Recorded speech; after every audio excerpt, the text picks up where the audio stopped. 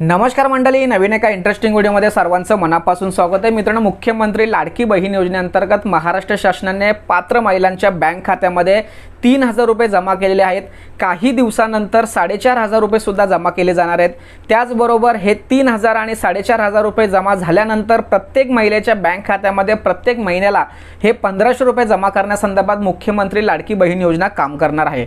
आता या योजनेच्या संदर्भात सर्वात महत्त्वाची आणि मोठी अपडेट आलेली आहे की आता या योजनेतून काही महिला वगळण्यात येणार आहेत। काही महिलांना या योजनेचा लाभ मिळणार नाही किंवा ज्या महिलांना हे पैसे जमा झालेले आहेत त्यांच्याकडून पुन्हा वापस घेतले जाणार आहेत। महाराष्ट्र शासनाने कायदेशीर स्क्रुनिटी हा एक नियम या लाडकी बहीण योजनेसाठी लागू केलेला आहे।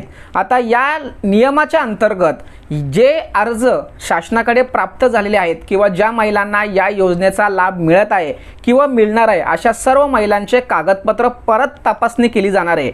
हा जो स्क्रुनिटी हा जो एक नियम प्रत्येक योजनेच्या संदर्भात लागू केला जातो तोच नियम लाडकी बहीण योजनेच्या संदर्भात सुद्धा महाराष्ट्र शासनाने लागू केलेला आहे।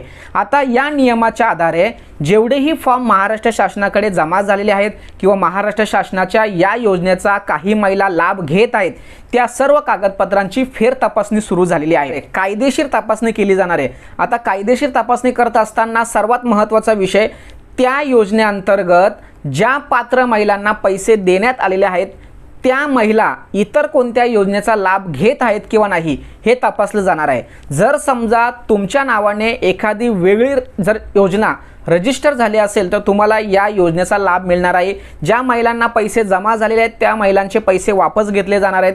त्याचबरोबर ज्या महिलांचे पैसे आणखी जमा झालेले नाहीत परंतु तुम्ही पात्र ठरलात, तुमच्या जे ॲप आहे किंवा जी वेबसाईट आहे त्यामध्ये तुमचं ॲप्लिकेशन अप्रूव्हल जरी दिसत असेल तरी सुद्धा तुम्ही जर इतर कोणत्या योजनेचा लाभ घेत असाल तर तुम्हाला या योजनेचे पैसे मिळणार नाही। जर जमा झाले असतील तुमच्या अकाउंटला तर ते पुन्हा वापस घेतले जाणार आहेत। हा सर्वात महत्त्वाचा नियम। आता त्यानंतरचा स्क्रुनिटीमध्ये दुसरा एक महत्त्वाची बाब म्हणजे तुमच्या डुप्लिकेट कागदपत्र तपासणी। आता डुप्लिकेट कागदपत्र तपासणी सुद्धा केली जाणार आहे। काही लोकांनी काय केलेलं आहे, त्यांच्याकडे झेरॉक्स असताना त्याच्यामध्ये खाडाखोड केलेले आहेत। समजा एखादी महिला अशी असते की ती पात्र नाही, तिच्याकडे कागदपत्र वेगळ्या तालुक्याचे, वेगळ्या जिल्ह्याचे किंवा वेगळ्या पद्धतीचे असतील, काहीतरी खाडाखोड व्हाईटनर वगैरे लावून डुप्लिकेट कागदपत्र बनवलेले आहेत आणि ते सादर केलेले आहेत। ते जे अर्ज आहेत ते पात्र ठरलेले आहेत, अप्रूव्हल झालेले आहेत आणि त्यांना पैसे सुद्धा जमा झालेले आहेत। असे सर्व महिला या योजनेपासून बाद करण्यासंदर्भात हा महत्त्वाचा नियम या ठिकाणी सुरू केलेला आहे। त्यानंतर डबल फॉर्म काही महिलांनी भरलेले आहेत। काही महिला अशा आहेत की अंगणवाडी सेविकांकडे पण जमा केलेले आहेत, काही सायबरमध्ये भरलेले आहेत, काही स्वतः सुद्धा भरलेले आहेत। एक एक महिलाच्या नावाने 3-3, 4-4 फॉर्म ऑनलाईन पद्धतीने दिसत आहेत। 2-2 फॉर्मचे पैसे सुद्धा जमा झालेले आहेत। असे सर्व फॉर्म बाद होणार आहेत किंवा डुप्लिकेट एंट्री ज्यांनी केलेली आहे, डबल फॉर्म ज्यांनी भरलेले आहेत त्या सर्व महिला या योजनेपासून बाद होणार आहेत। त्यानंतर सर्वात महत्त्वाचं म्हणजे कागदपत्र तपासणी सुद्धा होणार आहे। आता तुम्ही जे कागदपत्र सादर केलेले आहेत हे कागदपत्र वैध आहेत का नाही, समजा तुम्ही इन्कम सर्टिफिकेट सादर केला आहे, हा इन्कम सर्टिफिकेट 1 वर्षाचा असतो, तो मागील 1 वर्षाचा आहे का, त्याची व्हॅलिडिटी संपले का, या सगळ्या गोष्टी। त्याचबरोबर तुम्ही रेशन कार्ड अपलोड केलं असेल त्या रेशन कार्डमध्ये तुमचं नाव आहे का, या सगळ्या बारीक गोष्टी या ठिकाणी चेक केल्या जाणार आहेत। आणि या चेकिंगमध्ये जर तुम्ही सापडलात तर तुमचे जे पैसे तुम्ही जे घेतलेले आहेत किंवा तुम्ही वापरले आहेत हे तुम्हाला शासनाला परत जमा करावे लागणार आहेत। हा सर्वात महत्त्वाचा विषय। त्याचबरोबर या योजनेचा लाभ घेत असताना काही लोकांनी काय केलं आहे, साताऱ्याची एक घटना आहे, 30 फॉर्म एका महिलेने 30 फॉर्म भरलेत, म्हणजे वेगळे कागदपत्र, फोटो सगळं वेगळं वापरून 30 फॉर्म भरलेत आणि त्या 30 फॉर्मचे पैसे सुद्धा त्यांच्या बँक खात्यामध्ये जमा झालेले आहेत। या पार्श्वभूमीवरती स्क्रुनिटी हा नियम मुख्यमंत्री लाडकी बहीण योजनेला लागू केलेला आहे। त्यामुळे तुम्ही जर या पद्धतीने जर काही भरला असेल, चुकीचं काम जर केलं असेल तर 100% तुमचा फॉर्म बाद होणार आहे। तुम्हाला पैसे आले असतील तर ते पैसे जमा केले जातील किंवा रिटर्न घेतले जाणार आहेत। त्यामुळे असे जर काही तुम्ही केलं असेल तर सरळ तुम्ही तुमच्या पंचायत समिती किंवा ग्रामसेवक यांना भेटून सदर योजनेचा लाभ चुकीच्या मार्गाने घेतल्याचं स्पष्ट सांगा, जेणेकरून तुम्ही कायदेशीर जी कारवाई आहे त्यापासून तुम्ही वाचू शकता।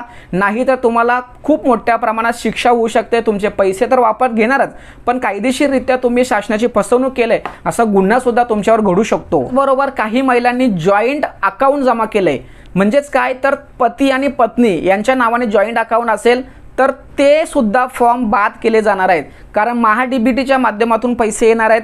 लाभार्थी आहे महिला, परंतु महा-डी-बी-टीच्या माध्यमातून लिंक आहे नवऱ्याचा किंवा मिस्टरांचं अकाउंट, किंवा महा-डी-बी-टीच्या माध्यमातून वडिलांचं जर तुम्ही जॉईंट अकाउंट जर दिलं असेल तर तिकडे पैसे जातात. अशा परिस्थितीमध्ये या ठिकाणी तुम्ही सुद्धा बाद होऊ शकता.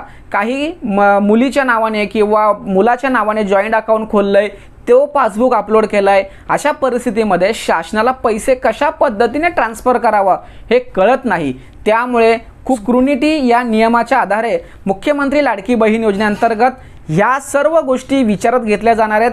पात्र महिला परंतु बेकायदेशीर काम केलं असेल, चुकीची ॲक्टिव्हिटी जर केली असेल तर तुमचा फॉर्म बाद होणार आहे, तुमचं पैसे तुम्हाला रिटर्न करावे लागणार आहेत. अशा पद्धतीने कोणत्या महिला पात्र ठरणार आहेत, कोणत्या महिलांना पैसे मिळणार आहेत, कोणत्या महिला बाद होणार आहेत, कोणत्या महिलांचे पैसे वापस घेतले जाणार आहेत, हे या व्हिडिओमध्ये आपण सविस्तरपणे सांगितलेलं आहे. सदर व्हिडिओ सदर माहिती महाराष्ट्रातील प्रत्येक नागरिकांपर्यंत पोहोचवण्यासाठी सहकार्य करा. तोपर्यंत धन्यवाद. जय हिंद, जय महाराष्ट्र.